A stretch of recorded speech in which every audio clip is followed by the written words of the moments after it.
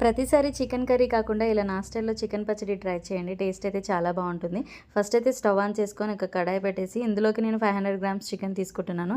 ఇందులో వాటర్ ఇవేమీ యాడ్ చేయకుండా కొంచెం సాల్ట్, కొంచెం పసుపేసి చికెన్‌లో ఉన్న వాటర్ మొత్తం పోయేంత వరకు ఫ్రై చేసుకోవాలి. అలా ఫ్రై చేసుకున్న చికెన్‌లోకి మనం ఫ్రైకి సరిపడా ఆయిల్ వేసుకొని చికెన్‌ని బాగా డీప్ ఫ్రై చేసుకోవాలి.